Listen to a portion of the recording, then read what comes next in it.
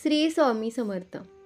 आपण व्यक्तीला पैसे उधार किंवा उसने देतो, परंतु पैसे परत करण्यासाठी दिलेल्या मुदतीपेक्षा कित्येक दिवस, कित्येक महिने, कित्येक वर्ष उलटून सुद्धा ही समोरची व्यक्ती घेतलेले पैसे परत करत नाही.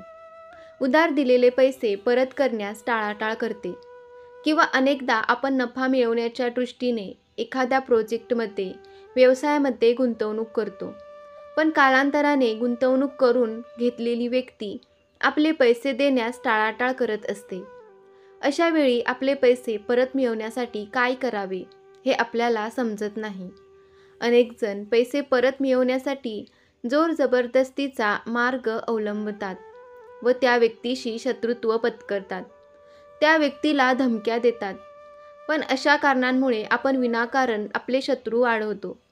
त्यातून क्वचित प्रसंगी आपल्या जीवाला सुद्धा धोका होऊ शकतो किंवा आपल्याला पोलीस स्टेशन तसेच कोर्टाची पायरी देखील चढावी लागू शकते.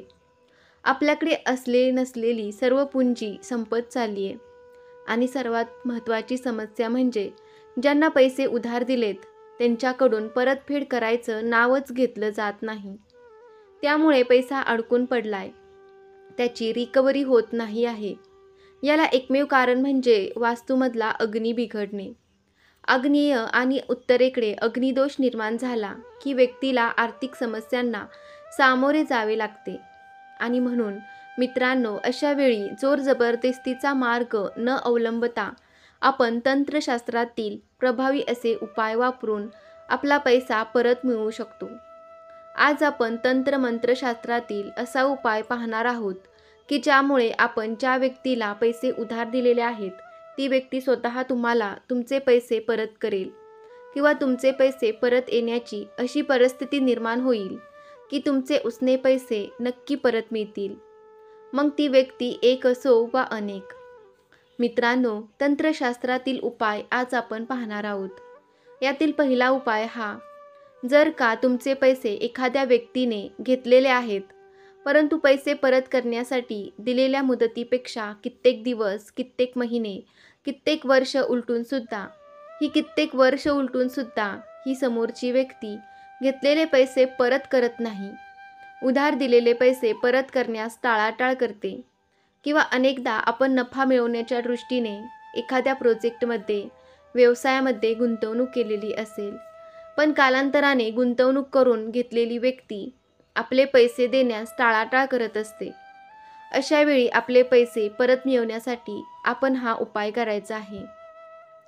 हा उपाय तुमचे पैसे एखाद्या व्यक्तीने घेतलेले आहेत, काही दिवस, काही महिने उलटले तरी देखील आपले पैसे परत मिळत नाहीयेत, तर मित्रांनो, रविवार किंवा गुरुवार या 2 दिवसांपैकी आपण हा उपाय करू शकता. गुरुवार किंवा रविवार या दिवशी आपण सूर्योदयापूर्वी उठावे. सूर्य उगवण्यापूर्वी उठून स्वच्छ स्नान करावे आणि एक चटई किंवा कोणतेही आसन अंथरून त्यावर बसावे. बसताना आपले तोंड पूर्वेकडे होईल याची खात्री करावी आणि एक मंत्र आम्ही आपल्याला सांगत आहे. या मंत्राचा आपण 108 वेळा जप करायचा आहे. तो मंत्र आहे ओम आदित्याय नमः. 108 वेळा या मंत्राचा जप करायचा आहे. लक्षात घ्या, आपण सूर्योदयापूर्वी हा जप करायचा आहे आणि जेव्हा सूर्य उगवू लागेल तेव्हा एका तांबे धातूपासून बनवलेल्या तांब्यात म्हणजे लोट्यात स्वच्छ जल घ्यायचं आहे आणि त्यात लाल मिरचीचे 11 दाणे आपण टाकायचे आहेत. त्या 11 बिया उजव्या हाताने आपण तांब्यामध्ये टाकायच्या आहेत व ते जल सूर्यदेवांना अर्घ्य म्हणून अर्पण करायचं आहे. हे अर्घ्य अर्पण करत असताना सुद्धा ओम आदित्याय नमः हा मंत्र जप कायम चालू ठेवायचा आहे. अर्घ्य अर्पण केल्यानंतर सूर्यदेवांना हात जोडून आपले उधार दिलेले पैसे, उसने दिलेले पैसे मिळवण्यासाठी प्रार्थना करायची आहे. हा उपाय आपण दर गुरुवारी किंवा रविवारी या दिवशी पुन्हा पुन्हा करावा, जोपर्यंत तुमचे पैसे परत मिळत नाहीत तोपर्यंत. काही दिवसातच तुमचे उधार दिलेले पैसे तुम्हाला परत मिळतील.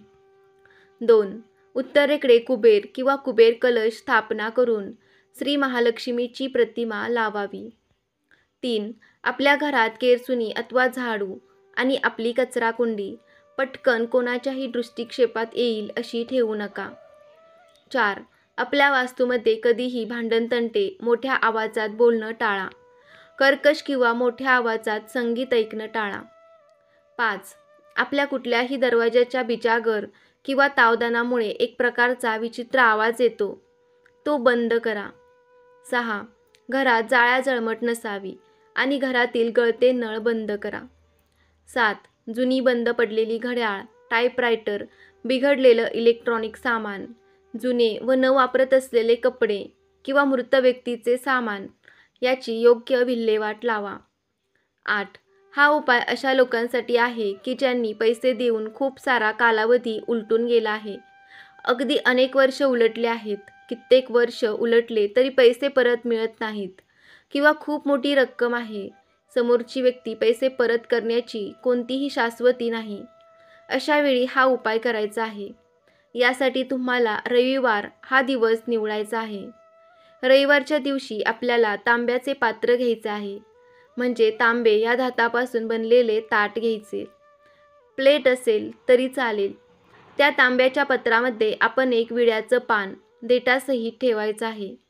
हे पान आपण पालते करून ठेवू नये, सरळ ठेवायचे व त्यावर देशी कापूर म्हणजेच भीमसेनी कापूर ठेवायचा आहे. अगदी भरपूर प्रमाणात देशी कापूर आपण त्या पानावर ठेवायचा आहे व हा कापूर आपण जाळायचा आहे. हा कापूर जाळल्यानंतर आपण एक स्वच्छ भूर्जपत्र घ्यायचं आहे. भूर्जपत्र म्हणजे हिंदीमध्ये त्याला भोजपत्र म्हणतात. पूजेच्या किंवा इतर आयुर्वेदिक औषधांच्या दुकानात हे भोजपत्र मिळून जाईल. नसेल तर साधा कागद घेतला तरी चालेल, मात्र या कागदावर कोणत्याही प्रकारच्या रेषा नसाव्यात.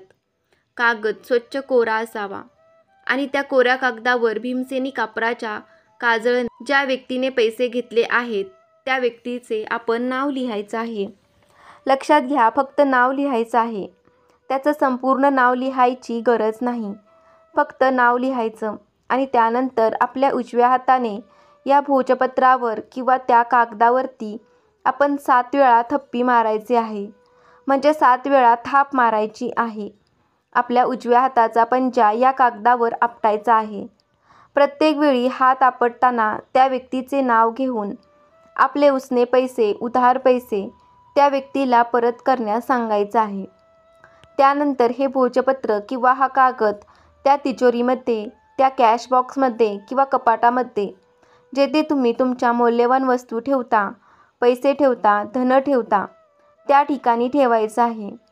लक्षात घ्या, भोजपत्र किंवा कागद ठेवताना जे नाव आहे ते वरच्या बाजूला असावं. ते नाव पालतं घालायचं नाही. तर अशा प्रकारे हा कागद तिथे ठेवल्यानंतर आपल्याला या कागदावरती एक लाल रंगाचा दगड ठेवायचा. आता हा लाल रंगाचा दगड कुठून आणणार? यासाठी आपण कोणताही दगड घ्यावा, शक्यतो मोठा दगड, आणि त्या दगडाला स्वच्छ करून आपण कुंकवाच्या पाण्याने म्हणजे थोडंसं कुंकू टाकून या दगडाला लावायचं आहे. या दगडाचा रंग लाल करायचा आहे. तर असा हा लाल रंगाचा दगड आपण या भोजपत्रावरती किंवा कागदावरती ठेवायचा आहे. मित्रांनो, हा उपाय ज्यांनी आपले पैसे घेतलेले आहेत त्या व्यक्तीला कोणतंही नुकसान पोहोचवत नाही. फक्त त्या व्यक्तीला आपले पैसे परत देण्यास हा उपाय उपयुक्त ठरतो. 9. दररोज तुळशीला ओम नमो भगवते वासुदेवाय हा मंत्र म्हणत 7 प्रदक्षिणा घालाव्यात व दर गुरुवारी थोडे कच्चे दूध अर्पण करून आपले अडकलेले पैसे परत मिळण्याची प्रार्थना करावी. कारण तुळशी आपलं संकट हरण करते. पैसे अडकण्याची वास्तुशास्त्रानुसार कोणती कारणे आहेत? 1. अग्निदोष होण्याचे पहिले कारण म्हणजे उत्तरेकडे जलतत्वात किचनचा बर्नर किंवा शेगडी असणे किंवा टॉयलेट येणे आणि त्याचबरोबर लाल रंगसंगती किंवा लाल इंटेरियर असणे हे कारण आहे. 2. दुसरं कारण म्हणजे आग्नेय दिशेत अग्नितत्वात जलतत्व निर्माण होणं, पाण्याचा साठा आग्नेय कोनात असणं किंवा आग्नेय दिशेत निळी किंवा काळी रंगसंगती असणं. बऱ्याच वेळा आग्नेय दिशेत किचनचा बर्नर असूनही जर किचनचा प्लॅटफॉर्म काळ्या ग्रेनाइटचा असेल तरीही अग्निदोष निर्माण होतो. 3.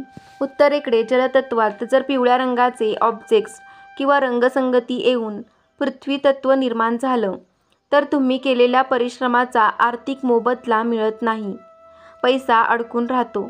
तसेच आग्नेय बिघडली की वायव्य दिशाही बिघडते, ज्याकडून आपल्याला आधार मिळतो. 4. आपल्या वास्तूच्या ज्या दिशेत दोष असतो त्या दिशेत आणि त्याच्या समोरच्या दिशेत बिघाड आढळतो.